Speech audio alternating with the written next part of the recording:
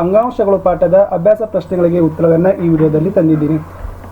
ಹಿಂದಿನ ಪಾಠಗಳ ಪ್ರಶ್ನೋತ್ತರ ವಿಡಿಯೋಗಳನ್ನು ಬೇಕಿದ್ರೆ ಈ ವಿಡಿಯೋದ ಡಿಸ್ಕ್ರಿಪ್ಷನ್ ಬಾಕ್ಸ್ನಲ್ಲಿ 9ನೇ ತರಗತಿ ವಿಜ್ಞಾನ ಪ್ರಶ್ನೋತ್ತರ ಅಂತ ಒಂದು ಪ್ಲೇಲಿಸ್ಟ್ ಲಿಂಕ್ ಇದೆ, ಅದನ್ನು ಒತ್ತಿ ನೋಡ್ಬೋದು. ನಾವು 9ನೇ ತರಗತಿಯವರಿಗಾಗಿ ಕನ್ನಡ, ಇಂಗ್ಲಿಷ್, ಹಿಂದಿ, ವಿಜ್ಞಾನ ಮತ್ತು ಸಮಾಜ ವಿಜ್ಞಾನದ ಎಲ್ಲ ಪಾಠಗಳ ನೋಟ್ಸ್, ಕ್ವಶನ್ ಆನ್ಸರ್ಸ್, ನಿಮ್ಮ FA SA ಎಕ್ಸಾಮ್ನ ಮಾಡೆಲ್ ಕ್ವಶನ್ ಪೇಪರ್ ಮತ್ತು ಕೀ ಆನ್ಸರ್ಗಳನ್ನು ಸಹಿತ ನಮ್ಮ ಯೂಟ್ಯೂಬ್ ಚಾನಲ್ನಲ್ಲಿ ಸಿಗ್ತಾವೆ. ಎಲ್ಲ ವಿಡಿಯೋದ ಪ್ಲೇಲಿಸ್ಟ್ ಲಿಂಕನ್ನು ವಿಡಿಯೋದ ಡಿಸ್ಕ್ರಿಪ್ಷನ್ ಬಾಕ್ಸ್ನಲ್ಲಿ ಸಜೆಸ್ಟ್ ಮಾಡಿದ್ದೀನಿ, ನೋಡಿ ಅಂತ ಹೇಳ್ತಾ ಶುರು ಮಾಡೋಣ ಅಂಗಾಂಶಗಳು ಪಾಠದ ಅಭ್ಯಾಸ ಪ್ರಶ್ನೆಗಳಿಗೆ ಉತ್ತರಗಳನ್ನು. ಮೊದಲ ಪ್ರಶ್ನೆ, ಅಂಗಾಂಶ ಪದಕ್ಕೆ ನಿರೂಪಣೆ ಕೊಡಿ. ಒಂದೇ ರೀತಿಯ ರಚನೆ ಮತ್ತು ಕಾರ್ಯವನ್ನು ಹೊಂದಿರತಕ್ಕಂಥ ಜೀವಕೋಶಗಳ ಗುಂಪಿಗೆ ಅಂಗಾಂಶ ಅಂತ ಕರೀತಾರೆ. ಎರಡನೇ ಪ್ರಶ್ನೆ, ಎಷ್ಟು ವಿಧದ ಘಟಕಗಳು ಕೂಡಿ ಕೈಲಮ್ ಅಂಗಾಂಶವನ್ನು ರೂಪಿಸುತ್ತವೆ, ಅವುಗಳನ್ನು ಹೆಸರಿಸಿರಿ. ಉತ್ತರ, ಕೈಲಮ್ ಅಂಗಾಂಶವು 4 ವಿಧದ ಘಟಕಗಳಿಂದ ರೂಪಿಸಲ್ಪಟ್ಟಿವೆ. ಅವು ಯಾವೆಂದರೆ ಟ್ರೆಕೀಡ್, ನಾಳ, ಜೈಲಮ್ ಪೇರಮ್ಕೈಮಾ ಮತ್ತು ಜೈಲಮ್ ನಾರು ಅಂತಕ್ಕಂಥದ್ದು ಉತ್ತರ. ಮುಂದಿನ ಮೂರನೇ ಪ್ರಶ್ನೆ, ಸಸ್ಯಗಳಲ್ಲಿನ ಸರಳ ಶಾಶ್ವತ ಅಂಗಾಂಶಗಳು ಸಂಕೀರ್ಣ ಶಾಶ್ವತ ಅಂಗಾಂಶಗಳಿಗಿಂತ ಹೇಗೆ ಭಿನ್ನವಾಗಿವೆ? ಉತ್ತರ, ಸರಳ ಶಾಶ್ವತ ಅಂಗಾಂಶಗಳು ಒಂದೇ ರೀತಿಯ ಜೀವಕೋಶಗಳಿಂದ ಮಾಡಲ್ಪಟ್ಟಿವೆ ಹಾಗೂ ಒಂದೇ ರೀತಿಯ ಕಾರ್ಯಗಳನ್ನು ಮಾಡುತ್ತದೆ. ಆದರೆ ಸಂಕೀರ್ಣ ಶಾಶ್ವತ ಅಂಗಾಂಶಗಳು ಒಂದಕ್ಕಿಂತ ಹೆಚ್ಚಿನ ರೀತಿಯ ಜೀವಕೋಶಗಳಿಂದ ಮಾಡಲ್ಪಟ್ಟಿವೆ. ನಾಲ್ಕನೇ ಪ್ರಶ್ನೆ, ಪೇರಮ್ಕೈಮಾ, ಕೋಲಮ್ಕೈಮಾ ಮತ್ತು ಸ್ಕೀರಮ್ಕೈಮಾ ಇವುಗಳ ನಡುವಿನ ವ್ಯತ್ಯಾಸಗಳನ್ನು ತಾವು ಏನು ಮಾಡಬೇಕಪ್ಪ ಅಂದರೆ ಕೋಶ ಭಿತ್ತಿಯ ಆಧಾರದ ಮೇಲೆ ಬರಿಬೇಕಿತ್ತು. ಉತ್ತರ ನೋಡುವ. ಮೊದಲಿಗೆ ಪೇರಮ್ಕೈಮಾದಲ್ಲಿ ಏನೆಲ್ಲ ಬರಿಬೇಕಾಗಿತ್ತು ಅನ್ನೋದನ್ನು ಫಸ್ಟ್ ಪಾಯಿಂಟಲ್ಲಿ ಕೊಟ್ಟಿದ್ದಾರೆ. ಒಂದೇ ಪಾಯಿಂಟ್ಸ್ ಇದೆ. ಇವುಗಳ ಜೀವಕೋಶಗಳ ಕೋಶ ಭಿತ್ತಿಯು ತೆಳುವಾಗಿದೆ ಹಾಗೂ ಸೆಲ್ಯುಲೋಸ್ನಿಂದ ಮಾಡಲ್ಪಟ್ಟಿದೆ. ಆದರೆ ಕೋಲಮ್ಕೈಮಾದ್ದು ಇವುಗಳ ಜೀವಕೋಶಗಳು ಪರಸ್ಪರ ಸೇರುವ ಮೂಲೆಗಳಲ್ಲಿ ಅನಿಯಮಿತವಾಗಿ ದಪ್ಪವಾಗಿವೆ. ಕಡೆಗೆ ಸ್ಕೀರಮ್ಕೈಮಾದಲ್ಲಿ ಇವುಗಳ ಕೋಶ ಭಿತ್ತಿಯು ದಪ್ಪವಾಗಿ ಲಿಗ್ನಿನ್ ಎಂಬ ವಸ್ತುವಿನಿಂದ ಮಂದವಾಗಿದೆ ಅಂತ ಉತ್ತರ ಬರಿಬೇಕಿತ್ತು. ಐದನೇ ಪ್ರಶ್ನೆ, ಪತ್ರರಂಧ್ರಗಳ ಕಾರ್ಯಗಳೇನು? ಮೊದಲ ಕಾರ್ಯ, ವಾತಾವರಣದಿಂದ ಅನಿಲಗಳ ವಿನಿಮಯ ಪ್ರಕ್ರಿಯೆಯಲ್ಲಿ ಭಾಗವಹಿಸುತ್ತವೆ. ಎರಡನೇದು, ಸಸ್ಯಗಳಲ್ಲಿರುವ ಹೆಚ್ಚಿನ ನೀರು ಬಾಷ್ಪ ವಿಸರ್ಜನೆಯ ಕ್ರಿಯೆಯ ಸಂದರ್ಭದಲ್ಲಿ ಪತ್ರರಂಧ್ರದ ಮೂಲಕ ಹೊರಬರುತ್ತದೆ. ಆರನೇ ಪ್ರಶ್ನೆ, 3 ವಿಧದ ಸ್ನಾಯುತಂತುಗಳ ನಡುವಿನ ವ್ಯತ್ಯಾಸಗಳನ್ನು ಚಿತ್ರದ ಮೂಲಕ ತೋರಿಸಿರಿ. ಇಲ್ಲಿ ಚಿತ್ರಗಳನ್ನು ಬಿಡಿಸಬೇಕಾಗಿತ್ತು, ತನಗೆ ಕಾಣ್ತಾ ಇರ್ಬೋದು ಅಂತ ಅಂದ್ಕೊಂಡಿದ್ದೀನಿ. ಕದಿರು ರೂಪದ ಸ್ನಾಯುತಂತುಗಳು, ಆಮೇಲೆ ಇಲ್ಲಿ ಸ್ನಾಯುತಂತುಗಳ ವಿಧಗಳಿದ್ದಾವೆ. ಪಟ್ಟೆ ಸಹಿತ ಸ್ನಾಯುಗಳು, ಮೃದು ಸ್ನಾಯುಗಳು, ಹೃದಯ ಸ್ನಾಯುಗಳು ಅಂತಕ್ಕಂಥದ್ದು.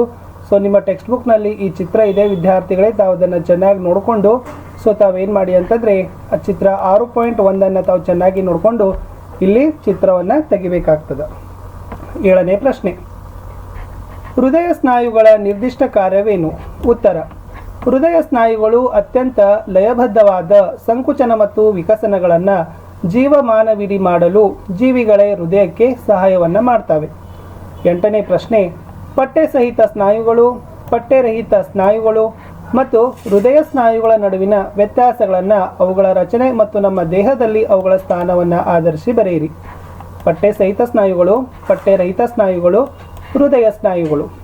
ಮೊದಲಿಗೆ ಈ ಸ್ನಾಯುಗಳು ಜೀವಕೋಶಗಳು ನೀಳವಾಗಿ ಕೊಳವೆಯ ಆಕಾರದಲ್ಲಿವೆ. ಎರಡನೇದು, ಇವು ಶಾಖೆಗಳನ್ನು ಹೊಂದಿಲ್ಲ, ಅನೇಕ ನ್ಯೂಕ್ಲಿಯಸ್ಗಳನ್ನು ಹೊಂದಿದೆ. ಮೂರನೇದು, ಕೈ, ಕಾಲು ಮತ್ತು ಮೂಳೆಗಳಿಗೆ ಅಂಟಿಕೊಂಡಿರುತ್ತವೆ ಅಂತಕ್ಕಂಥದ್ದು ಸರಿಯಾದ ಉತ್ತರದಲ್ಲಿ ಬರಿಬೇಕು. ಇನ್ನು ಪಟ್ಟೆರಹಿತ ಸ್ನಾಯುಗಳಲ್ಲಿ ಬರೀತಕ್ಕಂಥ ಫಸ್ಟ್ ಪಾಯಿಂಟು, ಈ ಸ್ನಾಯುಗಳ ಜೀವಕೋಶಗಳು ಉದ್ದವಾಗಿದ್ದು ಚೂಪಾದ ತುದಿಯನ್ನು ಹೊಂದಿದೆ, ಮಧ್ಯದಲ್ಲಿ ಒಂದೇ ನ್ಯೂಕ್ಲಿಯಸ್ ಹೊಂದಿದೆ. ಮೂರನೇದು, ಅನ್ನನಾಳ, ಮೂತ್ರನಾಳ, ಜಠರದ ಒಳಭಾಗ ಮತ್ತು ಶ್ವಾಸಕೋಶದ ಉಸಿರುನಾಳದಲ್ಲಿ ಕರುಳಿನಲ್ಲಿ ಕಂಡುಬರುತ್ತದೆ. ಇನ್ನು ಹೃದಯ ಸ್ನಾಯುದಲ್ಲಿ ಫಸ್ಟ್ ಬರೀತಕ್ಕಂಥದ್ದು, ಈ ಸ್ನಾಯುಗಳು ಕೊಳವೆಯ ಆಕಾರವಾಗಿದ್ದು ಶಾಖೆಗಳಾಗಿ ಒಡೆಯುತ್ತವೆ. ಎರಡನೇದು, 1 ಅಥವಾ 2 ನ್ಯೂಕ್ಲಿಯಸ್ ಹೊಂದಿವೆ. ಮೂರನೇದು, ಹೃದಯದಲ್ಲಿರುತ್ತವೆ. ತಾವು ಏನು ಮಾಡಬೇಕಪ್ಪ ಅಂದರೆ ಅಡ್ಡವಾಗಿ first point, second point, third point ಅದನ್ನು ಸೇರಿಸ್ಕೊಂಡು ಬರೆದ್ರೆ ಉತ್ತರ ತುಂಬಾ ಅಕ್ಯುರೇಟ್ ಆಗಿ ಆಗ್ತದೆ. ಇನ್ನು 9ನೇ ಪ್ರಶ್ನೆ ಬಂತು, ಒಂದು ನರಕೋಶದ ಚಿತ್ರವನ್ನು ಬರೀರಿ, ಭಾಗಗಳನ್ನು ಗುರುತಿಸಿರಿ. ಚಿತ್ರ 6.12 ಪುಸ್ತಕದಲ್ಲಿ ಕೊಟ್ಟಿದ್ದಾರೆ.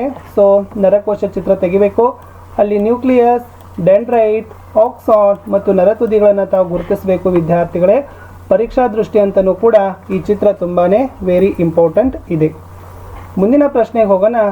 ಈ ಕೆಳಗಿನವುಗಳನ್ನು ಹೆಸರಿಸಿರಿ. ಫಸ್ಟಲ್ಲಿ ನಮ್ಮ ಬಾಯಿಯ ಒಳಗೋಡೆಯನ್ನು ಆವರಿಸಿದ ಅಂಗಾಂಶ ಯಾವುದು ಕೇಳಿದ್ದಾರೆ? ಉತ್ತರ ಚಪ್ಪಟೆ ಅನುಲೇಪಕ. 2, ಮನುಷ್ಯರಲ್ಲಿ ಸ್ನಾಯುಗಳನ್ನು ಮೂಳೆಗಳಿಗೆ ಬಂಧಿಸುವ ಅಂಗಾಂಶ ಯಾವುದು ಕೇಳಿದ್ದಾರೆ? ಉತ್ತರ ಸ್ನಾಯುರಜ್ಜು, ಅದನ್ನೇ ಟೆಂಡನ್ ಅಂತಾರೆ. 3ನೇದು, ಸಸ್ಯಗಳಲ್ಲಿ ಆಹಾರ ಸಾಗಿಸುವ ಅಂಗಾಂಶ ಕೇಳಿದ್ದಾರೆ? ಫ್ಲೋಯಮ್. 4, ನಮ್ಮ ದೇಹದಲ್ಲಿ ಕೊಬ್ಬು ಸಂಗ್ರಹಿಸುವ ಅಂಗಾಂಶ ಕೇಳಿದ್ದಾರೆ? ಉತ್ತರ ಅಡಿಪೋಸ್ ಅಂಗಾಂಶ. ಕಡೆಗೆ 5, ದ್ರವ ಮಾತೃಕೆ ಹೊಂದಿರುವ ಸಂಯೋಜಕ ಅಂಗಾಂಶ ಯಾವುದು ಕೇಳಿದ್ದಾರೆ? ರಕ್ತ. ಮಿದುಳಿನಲ್ಲಿ ಕಂಡುಬರುವ ಅಂಗಾಂಶ ಕೇಳಿದ್ರು, ಅದರ ಉತ್ತರ ನರ ಅಂಗಾಂಶ ಅಂತ ಬರಿಬೇಕಿತ್ತು. 11ನೇ ಪ್ರಶ್ನೆ, ಈ ಕೆಳಗಿನಲ್ಲಿರುವ ಅಂಗಾಂಶದ ವಿಧಗಳನ್ನು ಗುರುತಿಸ್ರಿ. ಚರ್ಮ, ಮರದ ತೊಗಟೆ. ಮೂತ್ರನಾಳಗಳನ್ನು ಆಧರಿಸಿದ ಅಂಗಾಂಶ ನಾಳಕೂರ್ಚಗಳು. ಉತ್ತರ ಚರ್ಮದಲ್ಲಿ ಚಪ್ಪಟೆ ಅನುಲೇಪಕ ಅಂಗಾಂಶ ಇರ್ತದೆ, ಮರದ ತೊಗಟೆಯಲ್ಲಿ ರಕ್ಷಣಾ ಅಂಗಾಂಶ ಇರ್ತದೆ, ಮೂಳೆಯಲ್ಲಿ ಸಂಯೋಜಕ ಅಂಗಾಂಶ ಇರ್ತದೆ, ಮೂತ್ರನಾಳಗಳಲ್ಲಿ ಘನಾಕೃತಿ ಅನುಲೇಪಕದ ಅಂಗಾಂಶ ಇರ್ತದೆ, ನಾಳಕೊರ್ಚೆಗಳಲ್ಲಿ ವಾಹಕ ಅಂಗಾಂಶ ಏನಾಗ್ತದಪ್ಪ ಅಂದ್ರೆ ಇರ್ತದೆ. 12ನೇ ಪ್ರಶ್ನೆ, ಪೇರಮ್ಕೈಮಾ ಅಂಗಾಂಶ ಕಂಡುಬರುವ ಭಾಗಗಳನ್ನು ಹೆಸರಿಸಿರಿ. ಉತ್ತರ ಬೇರು ಮತ್ತು ಕಾಂಡಗಳಲ್ಲಿ ಪೇರಮ್ಕೈಮಾ ಅಂಗಾಂಶ ಕಂಡುಬರ್ತದೆ. ಕೆಲವು ಸಂದರ್ಭಗಳಲ್ಲಿ ಕ್ಲೋರೋಫಿಲ್ ಅನ್ನು ಹೊಂದಿದ ಪೇರಮ್ಕೈಮಾವು ಹಸಿರು ಎಲೆಗಳಲ್ಲಿ ಏನಾಗಿರ್ತದಪ್ಪ ಅಂದ್ರೆ ಕಂಡು ಬಂದಿರ್ತದೆ. 13ನೇ ಪ್ರಶ್ನೆ, ಸಸ್ಯಗಳಲ್ಲಿ ಎಪಿಡರ್ಮಿಸ್ನ ಪಾತ್ರವೇನು? ಉತ್ತರ ಎಪಿಡರ್ಮಿಸ್ನ ಜೀವಕೋಶಗಳು ನಿರ್ಜೀವವಾಗಿದ್ದು ಯಾವುದೇ ಅಂತರ್ಕೋಶೀಯ ಅವಕಾಶಗಳಿಲ್ಲದಂತೆ ಒತ್ತಾಗಿ ಜೋಡಣೆಗೊಂಡಿರುತ್ತದೆ. ಸಸ್ಯದ ಎಲ್ಲ ಭಾಗಗಳನ್ನು ಇದು ರಕ್ಷಣೆಯನ್ನು ಮಾಡ್ತದೆ. 14ನೇ ಪ್ರಶ್ನೆ, ತೊಗಟೆಯ ರಕ್ಷಣಾತ್ಮಕ ಅಂಗಾಂಶವಾಗಿ ಹೇಗೆ ಕಾರ್ಯನಿರ್ವಹಿಸ್ತದೆ ತೊಗಟೆಯು?